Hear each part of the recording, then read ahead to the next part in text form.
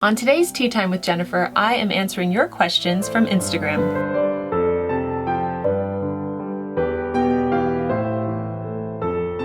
Welcome back to the Daily Connoisseur. I'm so excited to have another Tea Time with Jennifer video for you. Today I am drinking Earl Grey tea out of this beautiful China teacup, and my mother-in-law gave me this. Isn't it gorgeous? This is Royal Albert bone china, and I mean, doesn't it just make having tea so much nicer when you drink it out of a lovely cup? So I'm having some Earl Grey. What are you having today? I'm going to put this behind me. I was not sure what topic to do for Tea Time with Jennifer, so I actually asked you on Instagram and Facebook, and I received a lot of comments. So today I'm going to try to go through almost all of them. Before we begin, I would like to announce that I have a sponsor for this video today. I love my sponsors and I appreciate them so much. They help to keep my channel going and allow me to do as many videos as I do. And I try to choose sponsors that would be of interest to you. So today's sponsor, I'm going to tell you about them quickly and then we'll jump into the video. Today's sponsor is Skillshare, which is an online community that has over 25,000 classes for people looking to learn a skill. They have design, they have illustration, they even have business and technology, they have writing classes.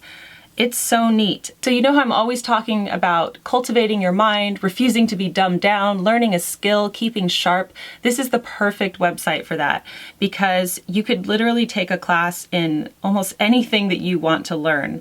And it's so much affordable than traditional classes.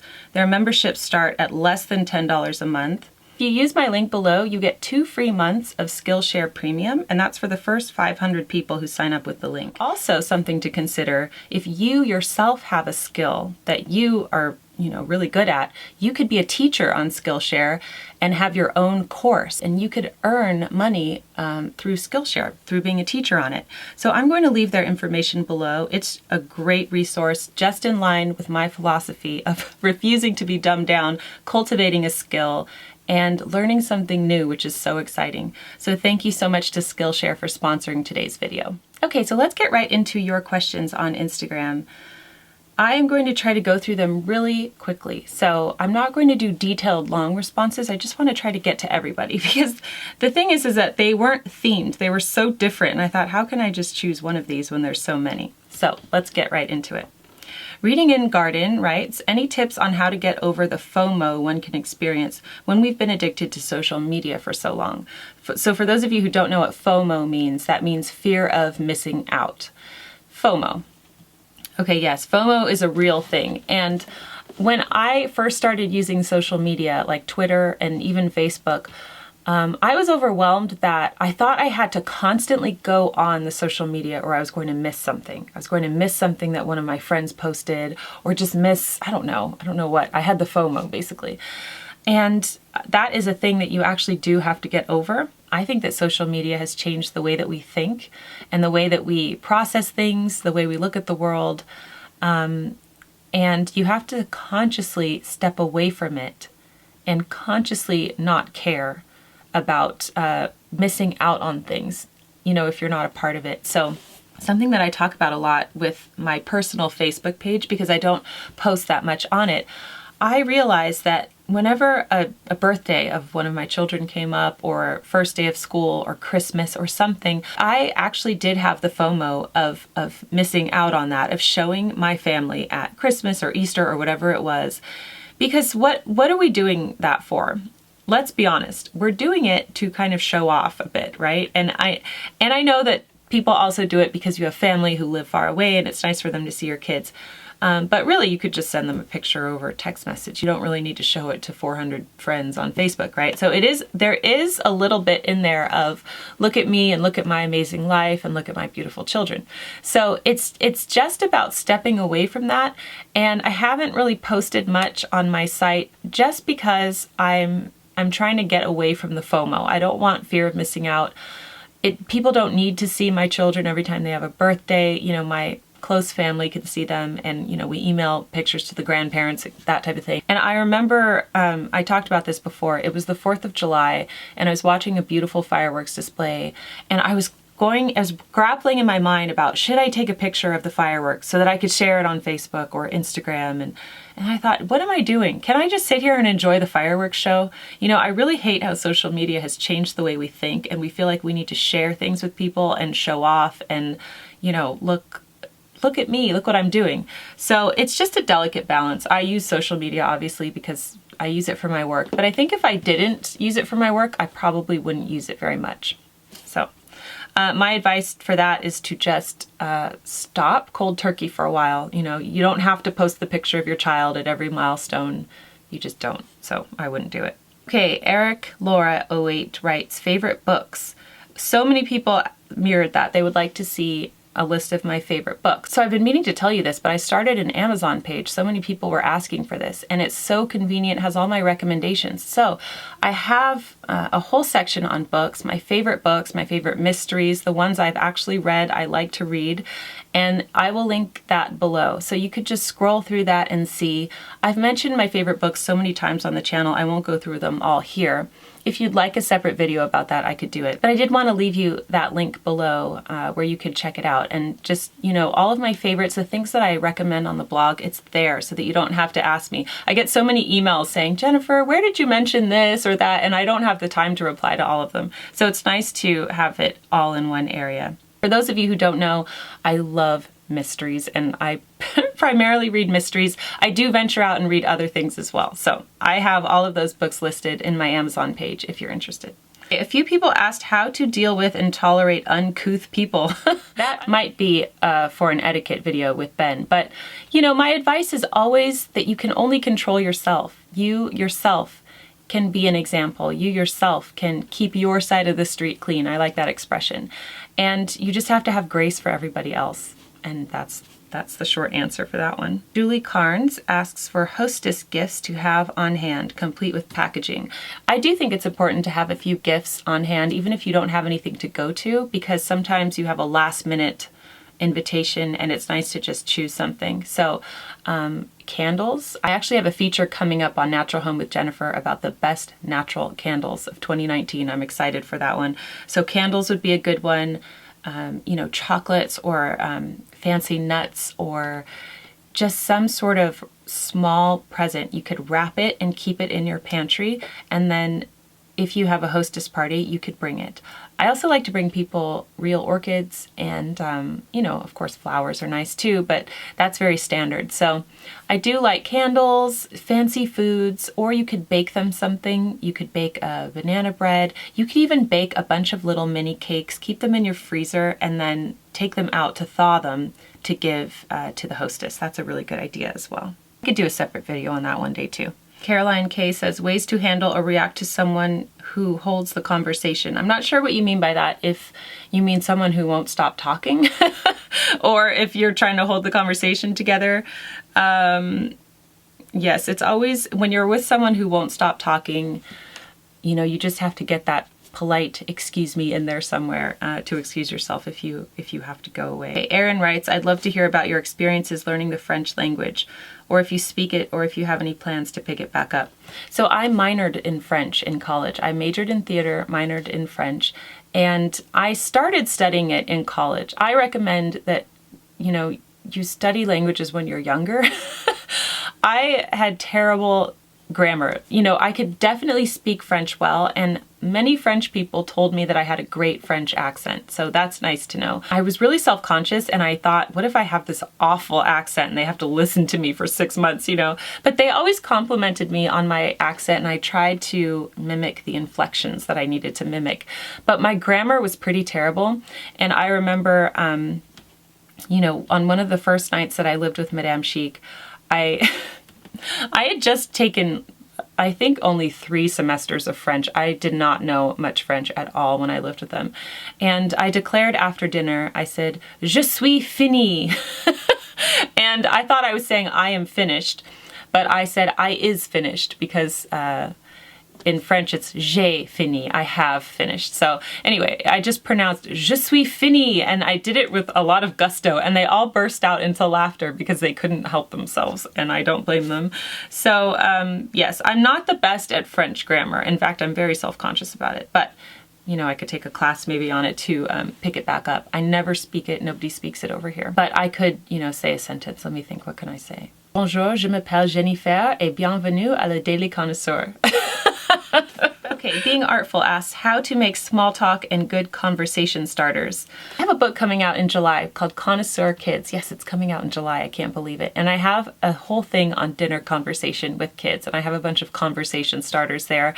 And, you know, you could just have a few in your arsenal that you just have in your head that you could bring up to people when you are engaged in small talk. You know, it's always helpful to ask people about themselves. People love talking about themselves. So you could just ask a new person, a new acquaintance, questions about themselves, where they grew up, you know, what they're interested in, what books they've read lately. All of that is really good for conversation starters. Kyla M. Farrell asks, I'd love for you to do one on weddings. I'm interested to hear about your wedding, budgeting for a wedding, choosing a gown, etc. Etiquette at a wedding in a digital age, and what's appropriate to wear to a wedding. Is it okay to wear white or black? Okay, so this is a huge topic again. These are all huge topics. But my advice for a wedding, and I have spoken about this in my Chic Financial Principles for Debt-Free Living e-course. I talk about this a lot. I think that the wedding culture in America and probably beyond has gone way overboard. And people are spending so much money on their weddings and they're going into debt over it, which I think is not a good idea. It's not good to start your marriage that way. So I recommend tuning out all of the noise about what you think you need, you know, the cotton candy machine and the chocolate fountain or whatever people are getting these days, and just plan a simple wedding that you can afford. If you have parents that are contributing to the cost, that is such a blessing. Use their money wisely. Ben's parents and my parents both contributed to our wedding. We had a very small wedding. I think there were only 40 people in attendance, and it was on a Monday. And so we kept things very simple. We didn't want to be outrageous with the cost, and that is it. I haven't shared my wedding picture online, and it's funny, it's things that are deeply personal to me, I don't share it. I do have some mean kind of trolls that watch my videos, and I don't like to put things that mean a lot to me out there because someone can just say a comment that, you know, would bother me. So I do keep certain things private. I have not shared my wedding picture, but who knows, maybe one day I will share it. But I had a beautiful gown, and yes. Is it okay to wear white or black? I think the rules on everything with regard to style are changing now. So I would say that yes, although I wouldn't. I would personally wear a color, a beautiful color to a wedding. So that's my advice. J.A. Horace writes, I'd love to know about where you get your artwork for your home. Okay, so most of the artwork for our home is from eBay. And eBay is a wonderful resource for original artwork. And I get a lot of antique art from eBay. And I get some of them at a steal, and you'd be amazed, you know, and the bidding is quite... It can be stressful, but as long as you're not too attached to something. So I will leave links below, but I get a lot of our antique art from eBay. There's also an artist on eBay that I really like, and his name is Jose Trujillo, and he produces so many paintings. He's very talented, and his work can be very affordable if you get in. And, you know, I think I have a beautiful peony painting, and I think I only paid about $25 for it, and it's gorgeous. So I will leave his information below. He's wonderful. These behind me belong to my great-grandmother, and there's two of these, and my daughter has the other one in her room. I have another one here that says, gracefully declining invitations to MLM parties that your friends and coworkers throw. So MLM parties are multi-level marketing parties, you know, where you're expected to buy something. And I would just gracefully decline. As long as you know that's what it is and you're not interested, I would just, you know, just decline the invitation like you would any other invitation. But if somebody's repeatedly coming to you asking you to buy something, then you might have to get more specific and say, I'm sorry, it's not in my budget right now. I'm very big on that. If you don't have the budget for something, don't worry about disappointing people, and you know, you don't need to please everybody, okay? It's your budget and life is expensive, so just decline there. Okay, I have another one here asking about how to avoid gossiping. If that's a struggle for you, you know, just be aware of it whenever you start or whenever you're in a group or amongst other people who are doing it, and remove yourself from the group, okay? That's probably the best thing to do. Do you have any advice for college students and young people? How to stay chic with assignments, housing problems, and dating? Thanks. Okay, that's a whole other, that's a whole other video. But my advice to young people is this. Do not be swayed by peer pressure. That is so hard, okay? Because there's a whole culture at college. It's like a partying culture and mindset culture. People might all think the same way. You might think differently. That's okay. It's good to think differently. Just don't get too wrapped up in people pleasing and trying to fit in with your peer group.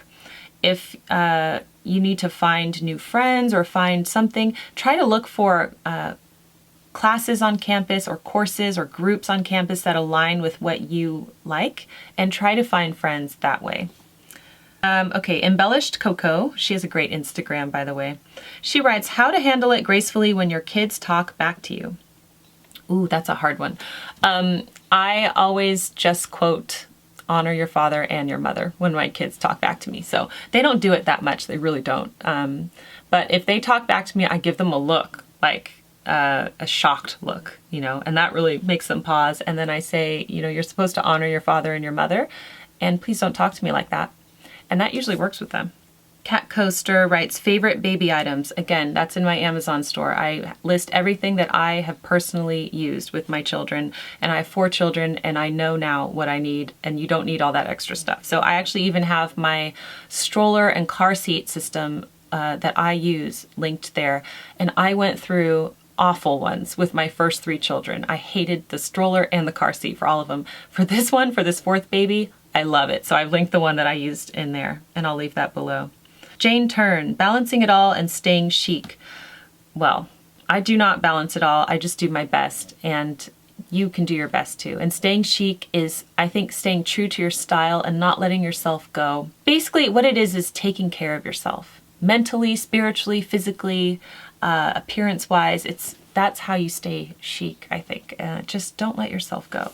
And Melissa writes, it seems like many people have very strong opinions, thoughts, beliefs about, well, anything and everything, from vaccines to politics to religion, etc. How can we graciously respond to those we don't agree with if asked our thoughts? So I find that on controversial issues, there are 2 types of people. The type of people who have no tolerance for anybody else's opinion, and they'll kind of like talk you down, shout you down, shut you down because they don't want to hear anybody's opinion who differs with theirs. And there's the type of people who are too afraid to speak up. Okay, do you notice this? I mean, on Facebook, there's people who will just blatantly say, you know, what they think about some hot, pressing political topic. And then there's the people who read it and they think, I disagree with that, but they would never say anything. If you are faced with someone with very strong beliefs, who's kind of in your face about it, if you choose to tell them your position about it, just be very calm, and calmness always is a sign of maturity. So I would just try to remain calm. Baron Cubs writes, social media and screen time etiquette and ethics for parents. My children are not on social media, and we do allow them screen time, but not much, and never at night. So they're always reading at night. And my 2 daughters, they can both read now. I'm so excited. You know, we homeschool our kids. And I just taught my youngest daughter how to read, and she is like taken off. She is just burning through chapter books, and I love it. I'm so happy. It's wonderful when they learn how to read. So I would encourage reading over social media and over screen time for sure. Day with Danny writes, you always seem so well put together. How do you plan your days? Do you use a planner, time blocking, make lists, etc.? I do use a planner. Talk about that in my How to Be Efficient video, which I will leave below. And by the way, I have a new e-course that's coming out, and I believe I'm debuting it next week. I'm just putting the finishing touches on it now, and it's called How to Be Efficient at Home. You're going to love it. So. But yes, I do plan my day, and I do block my day as well. So I could do a separate video on that if you are interested. Madame Vanilla writes, how to find like-minded people who also aspire to live a chic life and want to cultivate their minds and refuse to be dumbed down. I have the feeling that with many people, the usual conversation topics are Netflix series, gossiping. In addition, people cannot listen anymore and only wait for their turn. Not everyone, of course, but I really noticed it in the last couple of months. I sometimes feel like an alien who likes classical music, looking presentable arts and piano music, but I just refuse to be dumbed down, and I want to be who I am. Oh, I love you. You sound like a kindred spirit. And the nice thing is with this online community is that almost everybody here agrees with you. We're all like-minded, and you'll find friends. You know, you can just try to find local groups or book clubs or just women, you know, that think like you. And that is very important to have friends like that. But at least you can rejoice in this online community that we have and perhaps connect with each other in the comment section. That would be nice. And I know a lot of you actually do that. How do you plan your day? Have you got a routine with groceries, cleaning, and laundry? Yes, I talk about all of this in my upcoming efficiency series, but I can do a separate video on that. That's too long to get into here. I asked this question on Facebook as well, and a lot of people wanted to hear about this. I'd love a tea time on your faith. I don't talk about it that much, but I think most of you know that I am a Christian, and my faith drives pretty much everything that I do, and it's something that's very important to me. So I don't talk about it too much because, I don't know, some people get really mad when I talk about it, which I don't understand, because I'm thinking, if you like somebody, don't you want to know more about what drives them? But anyway, that is, that's that. And I have one here that says, I would like a tea time on gray hair. Is it chic at late 30s and early 40s? I think it is if you want it to be. There's so many women who look beautiful with gray hair. You've got to see my friend Lori's channel. She has a channel called Pride in Photos Beauty. I'm going to link her channel below. Lori is beautiful and she has gray hair and she looks fantastic. So it's just up to you. I feel like if I don't have any gray hair, I don't dye my hair as of yet. I have told myself that I will start dyeing my hair when I get gray hair. But who knows? At a certain age, I'm just probably going to give that up and just have the gray hair and still look chic. Hopefully. Okay, and the final question I was asked was, who was my best dressed for the Oscars this year? I did not watch the Oscars this year. I didn't even watch the red carpet. I know, bad. But I did see Marie Kondo at the Oscars, and I thought that she was the best dressed. I did see some of the dresses in the articles the following day, and I thought a lot of them were not good. But Marie Kondo, she's in Jenny Packham. She looks amazing. Her dress sparks joy. She looks beautiful. And she is my best dressed for the Oscars this year for 2019. I would love to know who your best dressed was too. Now my tea's gone cold, I've been talking too much. But thank you so much for joining me today on this episode of Tea Time with Jennifer. I would love to hear all of your thoughts on everything I discussed below. Also, I want to thank Skillshare for sponsoring today's video. Don't forget to check out their wonderful online learning community below, and you might just find like-minded people who are learning a skill just like you. Thank you so much for joining me today. I'll see you in my next video. Bye!